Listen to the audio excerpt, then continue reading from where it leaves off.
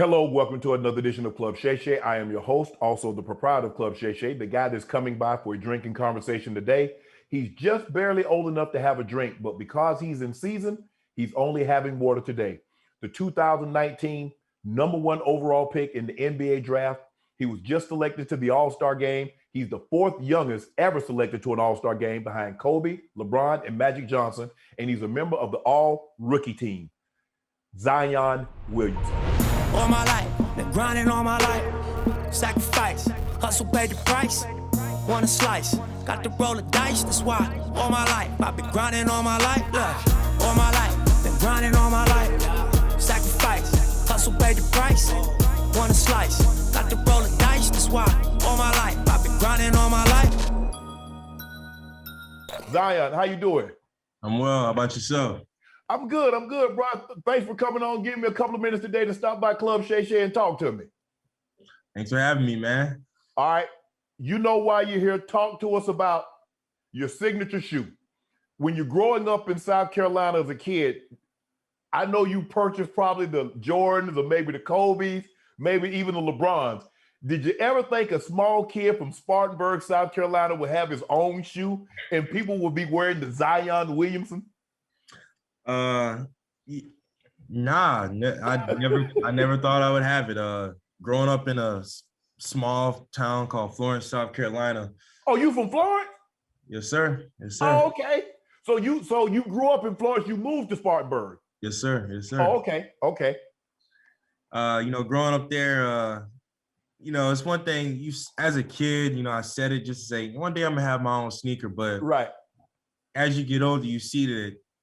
Yeah, it's tough to get your own sneaker. Right. Cards have to fall right. You have to be in the right situation. And, a brand has to be willing to say, we're going to give you a shoe. Right. So when Jordan Brand, that day they came to me and said, we want to give you a signature. It was, you can't make stuff up like that. Like it's just, thank you. Thank you for the opportunity. A little bit about the shoe. You're a big superhero fan. The tongue is kind of like, I guess it's maybe like a cape. You have your the ZW, you have your initials on the shoe. They can't see this, but explain, you have like your mom, your stepdad, your brothers. You have a lot of things going on the bottom of the shoe. Tell the people at home a little bit about the shoe. Well, like you said, the superhero theme tongue. I don't know if I'm really allowed to say the superhero's name, but the tongue is like, when I was young, I remember when I used to tie my shoes, for some reason, my favorite part was always kind of like pulling the tongue. Okay. So, I've kind of made it a emphasis on, I want my tongue to be something like different. So it looks like it has armor on it. Right. And, on the side, I told Jordan Brand that when somebody walks in the store, I want them to be like, yeah, that's Z's shoe. And right. I feel like that's what the Z right here represents. Right. And then on the bottom of the shoe, I have my family's names. Right. Sharonda, Coach, Noah, Tyreek. But then also I have Spartanburg, Jonathan, Flowtown, and Durham. Okay. Now so that's Florence, that's Spartanburg, that's Durham, where you play college ball. Yes, sir. Okay. You also have something on the side, one of these sides here. I think you got Shock the World, right? Yes, sir. Shock the World and Let's Dance. Okay. So when it says, okay, Zion, we want to give you a signature shoe. Now, obviously, you got to make it Zion proof. There are going to be no blowouts, right? So when you make a sudden move, you elevate, you straight. No blowouts, no blowouts. So when you're sitting down with the design team to design your shoe, did you know exactly what you wanted, or did they kind of guide you and says, okay, Zion, what do you think about this? And you say, yeah, I kind of like that, but I kind of want to go more in this direction. So how did you design this shoe? Because it's for someone your size, this shoe is really light. All right. I guess I'll take it back to when it started. Okay. Rookie year, was in New York, and when I was unveiling the Jordan 34, and I was in this hotel suite with me, my family, and a bunch of Jordan Brand people. And okay, you know, they put this recorder on. I said, all right, Z, we're about to start recording, so be prepared. Okay. They might have asked 100+ questions. Some of them about basketball, some of them not about basketball. Right. Some about what's going on in the world, some about superheroes. Like, right. And after I left, I was like, why did they ask all that? Right. Somehow they took everything I said and they put it into like 3 different like types of shoes and mock-ups. Yeah. And I remember when I saw the one that had the Z on the side, like it really wasn't no hesitation. I said, let's go with that one. Let's start with that one. Okay, we start with that. Okay, now we got a mold. And then, you know, like you said, no blowouts. And you said it feels very light, but I feel like I generate a lot of force. You do generate a lot of force. but I also like to make a lot of cuts and slashes. Right. So what they did was the engineering team, they made the back lock down like support. Right. Okay. While the front has a lot of lightweight materials that allows me to still make my cuts and all those quick twitch movements. Right. I'm looking at this. This like feels like mesh. It's not a leather. It's not a, you know, like we would normally see in the typical shoe. Was that by design? Did you want something like, it seems durable, but it's very light. It's lighter than leather. You know, it's one of those things where I kind of let the engineering team like do that part, like the small details in the material. Right. Mm-hmm. But you know, we came together and we were like, did we think this one would look the best? So here we are with it. So, you know, when I was growing up, everybody wanted to be like Mike and says, okay, if I get the Jordan brand, if I get these Jordans, I'm gonna be able to elevate. So when kids get these Z's, they're gonna be able to elevate like Zion. Yeah, if they eat good, they might. Okay, let's go back. And I tell people this story. The very first time I met Mike, I was at the Super Bowl in Atlanta. I got on the elevator. And I'm looking at him. And he's looking at me, and he's probably like, this dude weird. But he didn't seem real. He seemed like a god. He seemed like he was levitating. And that's what I tell people. I say, you don't get it. I say, I've never met a man. I say, I've met a lot of people, a lot of famous people, actors and entertainers and from Jay-Z and all them. I say something about Mike. Mike doesn't seem real. And I hate being blasphemous, Zion. He might be the closest thing to God that we'll ever meet. So when you met him for the very first time, what were you thinking? What went through your mind? When I met him for the very first time, it was at All-Star Weekend, my rookie year, and it was at his Jordan brand party. Yeah. And it's like you said, like you can't describe that. You can't describe that feeling you get. It's one of those. That's him. Yes. And he don't even play no more. Like you like, that's him. Like, yes, that's the guy. Yes. So I mean, it's like you said, it was like meeting Black Jesus or something. Like that's him right there. It's like he was probably sitting down, probably had a cigar, but it was almost like he was levitating. Like, I know he's sitting on the couch, but I don't really see the couch. How are you just sitting there hovering in the air? When you grow up, like you started off in Florence, you was born in Florence, your family moved to Spartanburg. You're playing, I assume you played football too, right? Yeah, I played football up until 7th grade. Up until 7th. So you decided to just focus on basketball. Once you hit the 7th grade, you decided to focus on basketball only. Yeah, I played football and soccer because it was fun and my friends played it. But basketball, I played that year round. I just had the love for it. So when I got to 7th grade, all my attention is going to basketball. Basketball, you go to high school. You go to Spartanburg Country Day, correct? Spartanburg Day School. Spartanburg Day School. Your basketball, and then here's the thing, Zion, you're very unique because you're growing up in a social media age. And at the time, A lot of people didn't know about you until somebody started at your games, had a camera phone and started posting those dunks. And they're like, hold on, wait a minute.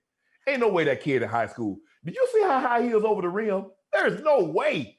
So you had more followers probably as a high school than some of these other star basketball players have that were currently in the NBA. What was going through your mind? You like, man, I got 1,000 followers. I got 500,000 followers. I got 1 million followers, and I'm in high school.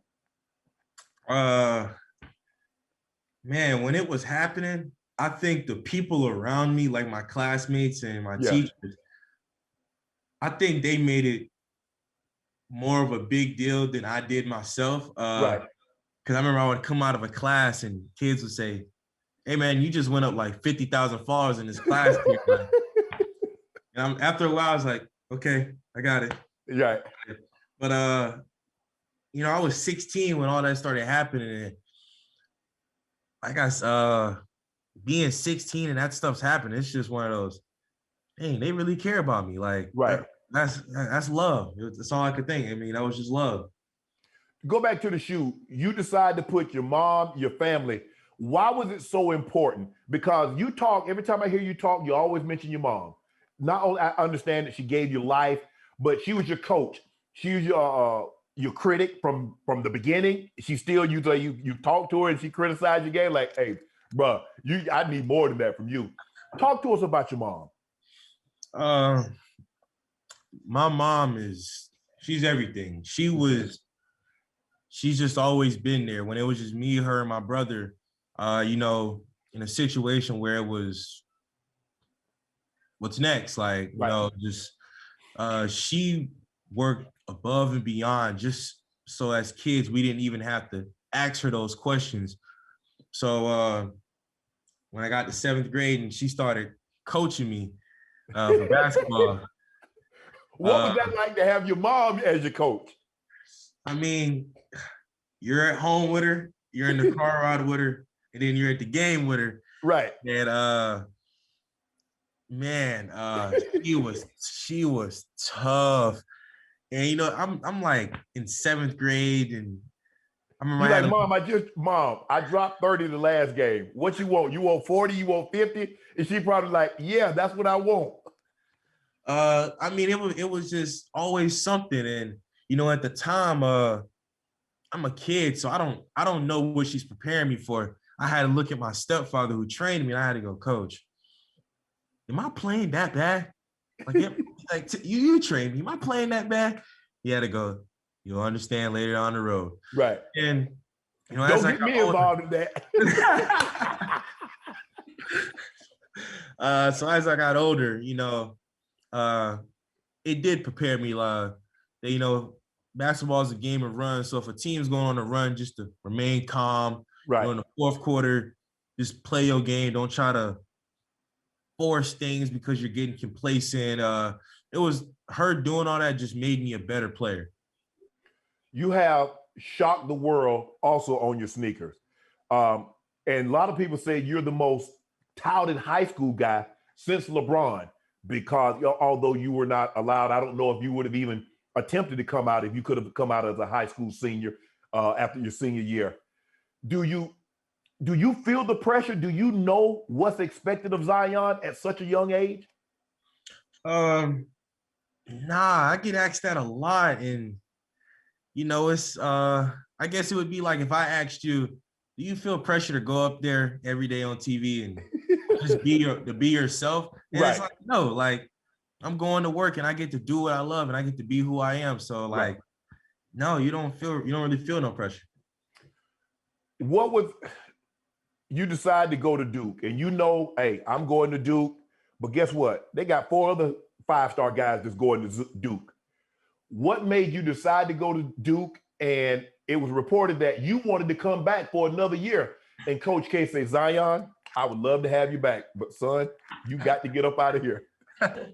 Like you said, there were 3 other 5 stars in my class. RJ, Cam, and Trey.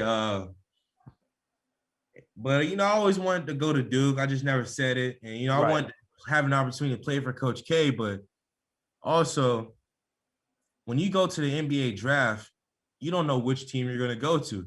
They may Oh, already you have. did.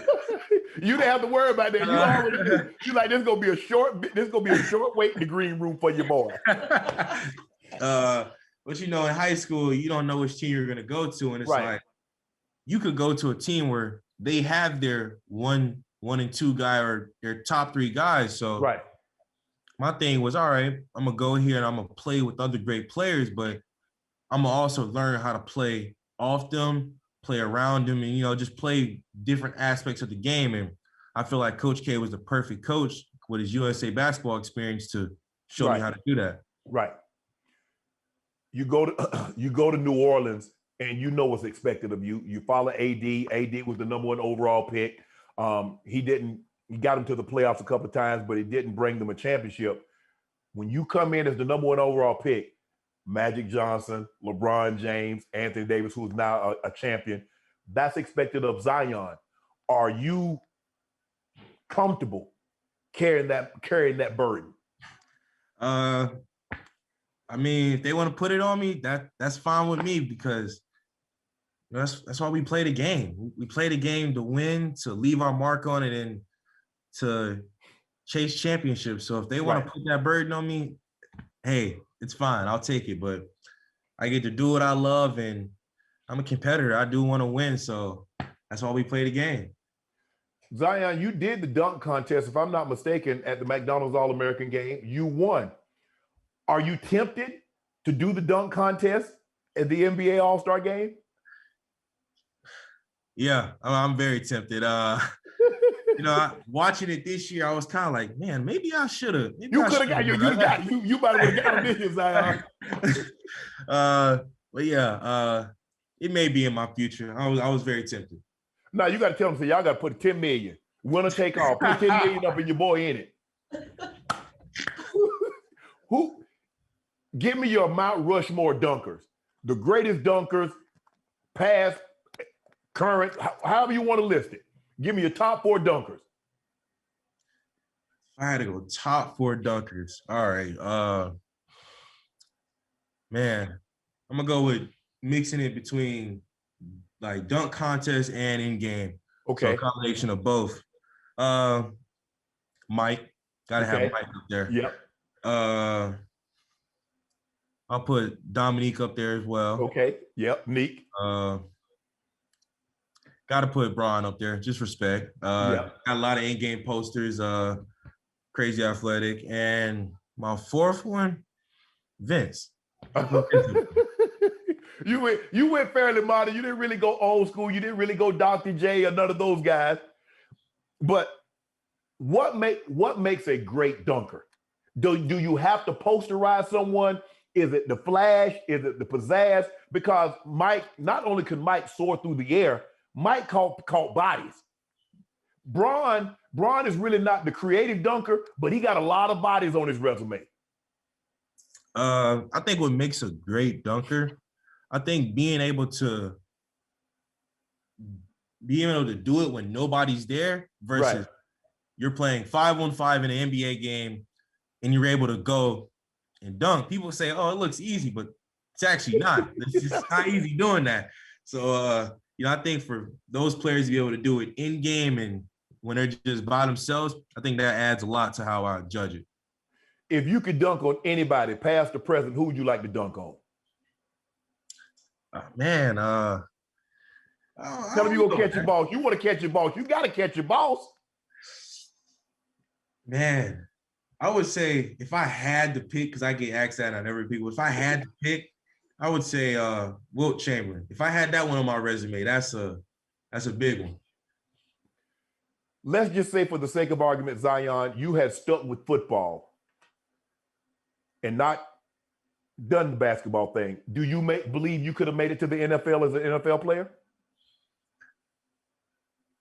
Yeah, I believe I could. Yeah, I believe I could. I'm just a competitor. Yeah. So hold on. So what are you gonna play? You gonna be a wide receiver? You gonna be a tight end? You gonna be a defensive lineman? You gonna be an offensive lineman? Oh, man, I don't even know. I mean, with your personality, I would think you're gonna want the ball. offensive linemen don't really get the ball, so you might have to be a tight end or something. I would Maybe a defensive lineman. I can see you on the defensive line. I think I would either do tight end or receiver. One of those two. One of those two. Zion, a lot has been talked about. They're like, look, there's no question about the guy's ability. He's going to be great. I think the concern that a lot of people have is your weight. They've never seen a guy your size be able to move like you move. You're as explosive as anybody, regardless of size. But when you compound that with your size and how explosive you are, what changes have you made? Because you look, I mean, they had training wheels on you last year. They took those off and say, Zion, you're going to play. You play, and they put the ball in your hands now. What modifications to your training, to your diet, and your nutrition have you made this year to make sure you're able to sustain that over the next 10, 15 years? I would just say the main thing is just practicing landing, practicing game-like movements, and trying to find the most efficient, safest way when I'm making certain movements, and strengthening it. You know, I don't know how they come up with some of this stuff, but they'll put me in these like strange positions. Like, this is how you are in the game, so we need to strengthen your strength right here from this position. And, you know, they do all that. And I mean, I can feel the difference. When I'm out there, I do feel the difference. I mean, you're 21 now? I'm 20. You're 20. Okay, 20. I mean, hey, you're 20-year-old. I mean, you like, burgers. You like, chicken. You like pizza. But as a top-level elite athlete, you really can't partake in that like a normal 20-year-old and still be as effective as you would want to be. And you're in New Orleans, which doesn't help. That's just real. That's what you said is real. And, you know, my mom and stuff did a great job of explaining that to me when I was younger, saying, you know, there are going to be some things you can do and some things you won't be able to do because of the profession you want to have. So all that was explained to me. Zion, thank you for coming on, man. Congratulations on the shoe. This is Zion Williamson's first shoe, the Z-Dub. Go out and get it, people. Appreciate it. Good luck the rest of the year, bro. Thank you. Thanks for having me, man. Thanks for coming on. All my life, been grinding all my life. Sacrifice, hustle, pay the price. Want a slice, got to roll the dice. That's why all my life, I've been grinding all my life. Look, all my life, been grinding all my life. Sacrifice, hustle, pay the price. Want a slice, got to roll the dice. That's why all my life, I've been grinding all my life. You know what to do. Hit the subscribe button to become an official member of Club Shay Shay, where we always do something before two something.